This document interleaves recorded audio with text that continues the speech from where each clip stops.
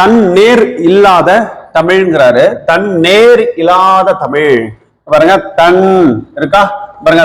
தண்டி அலங்கார உரை மேற்கோள்ல இருந்து ஒரு பாடல் எழுதியிருக்காங்க. தண்டி அவர் தான் வந்து ஆசிரியர். கிட்டத்தட்ட இது வந்து கிபி 12ஆம் நூற்றாண்டுல எழும்பிய நூல்னு சொல்லலாம். இப்ப பவ நந்தி முனிவர் எடுத்துக்கோங்க, அவர் 13ஆம் நூற்றாண்டு. அது எப்படி ஞாபகம்?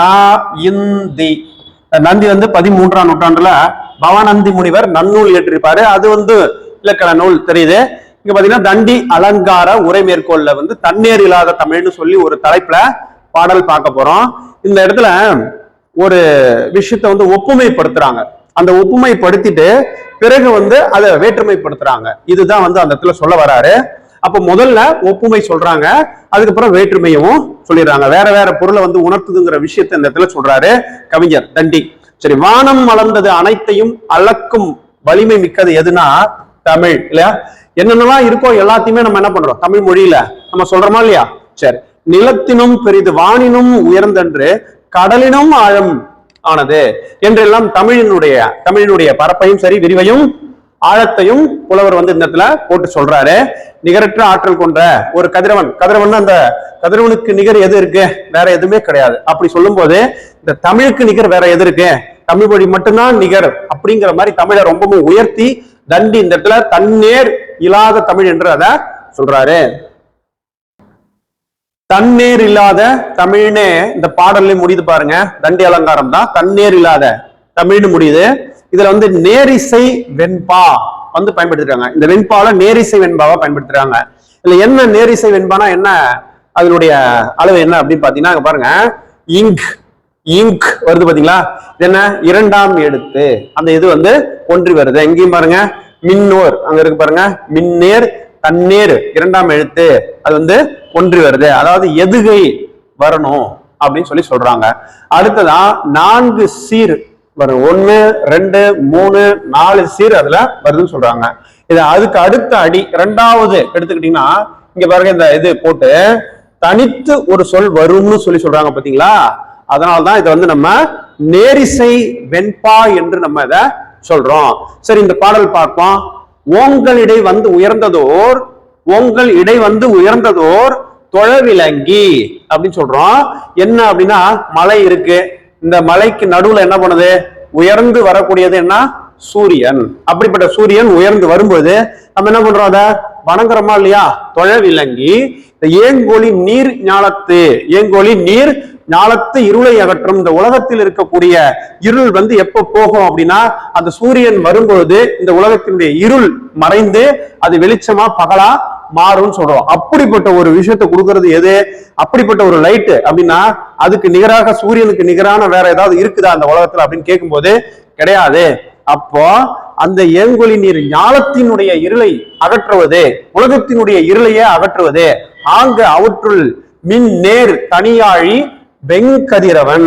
அந்த வெங்கதிரவன் மட்டும்தான். ஏனையது சரிங்களா தன்னேர் இல்லாத தமிழ். அது போல இந்த இடத்துல தமிழுக்கு நிகரானது வேற எந்த மொழி கிடையாது, தமிழ் மட்டுமே தான். இது என்ன பண்ணுது? இது வந்து புறம் சார்ந்த ஒளியை நமக்கு தருகிறது. இது புறம் சார்ந்த ஒளியை நமக்கு கொடுக்குது. இது நம்ம அகம் என்றால் நம்மளுடைய மனதில் இருக்கக்கூடிய இருட்டு, அதை எப்படி தூக்கி போடுறது அப்படின்னா அதுதான் பாத்தீங்கன்னா தமிழ் படிக்கும் பொழுது, தமிழ் மொழியை கற்கும் பொழுது நமக்கு அதுல பாத்தீங்கன்னா நீதி நூல்கள் குறிப்பிட்டு நான் சொல்றேன் சரியா? ஏன்னா அந்த நீதி நூல்களை படிக்கும்போது நமக்கு இது சரி இது தப்பு அப்படிங்கிற விஷயத்து நமக்கு தெரியுது. அப்ப அறியாமைங்கிற அந்த இருளை அகற்றுவது எதுன்னு கேட்டா தமிழ் மொழி தான் அப்படிங்கிற விஷயத்தை தான் தண்டி அலங்காரம் தண்டின் வந்து நமக்கு சொல்லியிருக்கிறார். இந்த இடத்துல இந்த பாடல் ஓங்களிடை வந்து உயர்ந்ததோர் தொழவிலங்கி ஏங்கொலி நீர் ஞாலத்து இருளகற்றும் பாவகைன்னு கேட்டா நேரிசை வெண்பான்னு சொல்றீங்க. இதுவே வந்து அணி என்னன்னு கேட்டா பொருள் வேற்றுமை அணின்னு சொல்லணும் சரிங்களா? பொருள் வேற்றுமை அணி. முதல்ல என்ன பண்றாங்க? இந்த கதிரவனையும் தமிழையும் ஒப்பிட்டு சொல்லிக்கிட்டே வராங்க. பிறகு பாத்தீங்கன்னாக்கா அதனுடைய பொருள் வந்து என்னவாகுதுன்னா வேற்றுமைப்படப்படுகிறது. ஏன்னா சூரியன் வந்து புற ஒளியை அகற்றுகிறது, ஆனா தமிழ் வந்து அகத்தில் இருக்கக்கூடிய இருளை வந்து அகற்றுகிறது. புற இருளை அகற்றுவது சூரியன், அக இருளை அகற்றுவது எதுன்னு கேட்டா தமிழ்னு சொல்லி சொல்றோம். அதுதான் பொருள் வேற்றுமை அணி.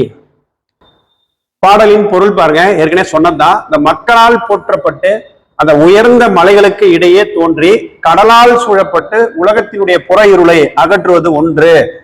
பாத்தீங்களா? அது ஒண்ணு. அடுத்தது பொதிகை மலையில தோன்றி சான்றோரால் தொழப்பட்டு, அதாவது அகத்தியர் மலையில தோன்றி சான்றோர்களால், சங்க தமிழர் சான்றோர்கள், சங்கம் வைத்த சான்றோர்களால் தொழப்பட்டு மக்களின் அறியாமை என்னும் அகையுருளை போக்குவதோடு ஒப்புமை இல்லாததுமாக இருப்பது இன்னொன்று அப்படின்னு சொல்லி, இது வந்து இருளை போக்கும்.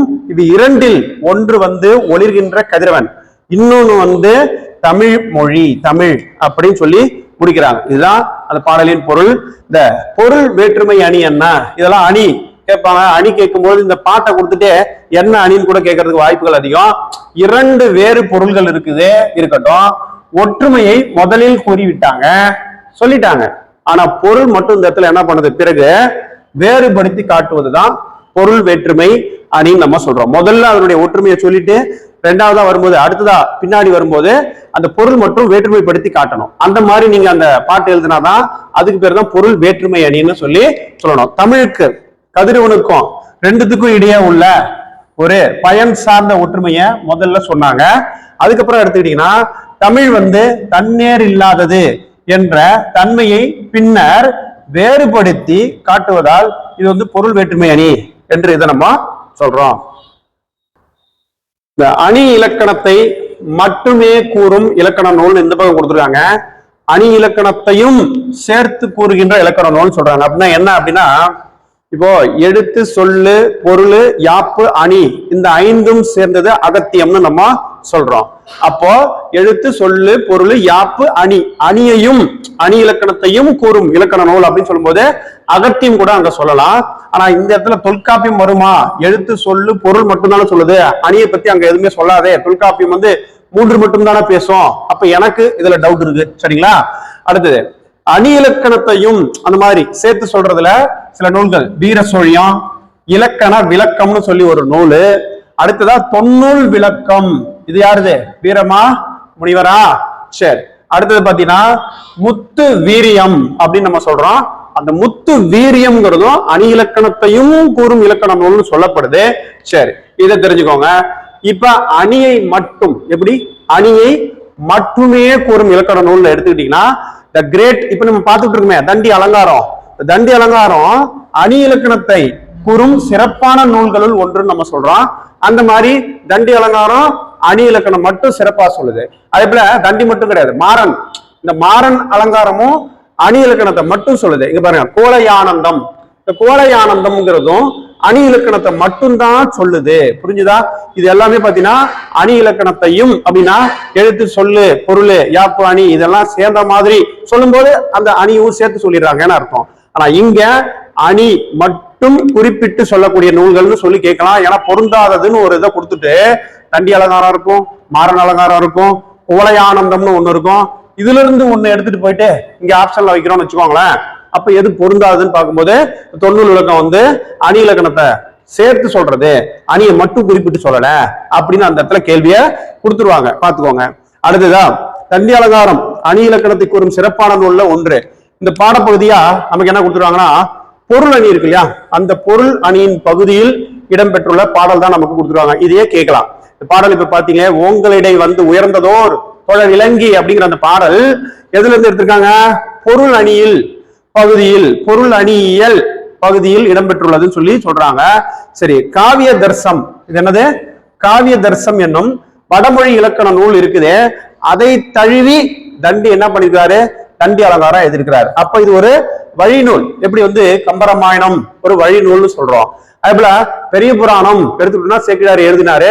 அது வந்து திருத்தொண்டர் தொகையை வச்சுக்கிட்டு வழியா வச்சுக்கிட்டு எழுதப்பட்ட நூல்னு நமக்கு தெரியுது. அந்த மாதிரி இங்க தண்டி அலங்காரம்ங்கிறது வடமொழி நூல் என்று சொல்லக்கூடிய அந்த காவிய தர்சம், அதை அந்த இலக்கண நூலை வழிநூலா வச்சு தழுவிதான் நம்ம வந்து தண்டி அலங்காரம் படைச்சிருக்கோம். அதனால இந்த காவிய தர்சம் மிக முக்கியம், அதையும் பார்த்துக்காங்க. அடுத்து கிபி 12ஆம் நூற்றாண்டு, 12ஆம் நூற்றாண்டை சார்ந்தவர், இது ஏற்கனவே சொல்லியிருக்கேன். அதே போல பவன் நந்தி முனிவர் பாத்தீங்கன்னா 13ஆம் நூற்றாண்டுல வருவாரு. இந்த தண்டி பாத்தீங்கன்னா 12ஆம் நூற்றாண்டுல வராரு தண்டி. இந்த நூல் எடுத்துக்கோங்க. தண்டி அலங்காரம் பொதுவியல் இருக்கா, அடுத்து பொருள் அணியியல் இருக்கா, போ போ பொது, போ போ பொருள் அணியியல், அடுத்தது பொருள், அடுத்தது சொல், சொல் அணியியல் என எத்தனையா பிரிக்கிறாங்க?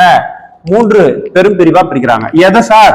3 எழுத்து, அவ்வளவுதான். தா, இண்டி, தண்டி, இதைத்தான் வந்து மூன்று பெரும் பிரிவா பிரிக்கிறாங்க. அதுல வந்து பொதுவியல், பொருளணியியல், சொல்லணியியல் அப்படின்னு சொல்லிட்டு எப்படி அணியவே வந்து பொருளுக்கான அணியல், சொல்லுக்கான அணியல், பொதுவியல் அப்படின்னு சொல்லி பிரிச்சு சொல்லியிருக்கிறாங்க. இலக்கண நூலார், உரையாசிரியர், பலராலும் எடுத்து ஆளப்பட்ட பெருமை பெற்ற இது தண்டி அலங்காரம்னு சொல்லி சொல்லலாம்.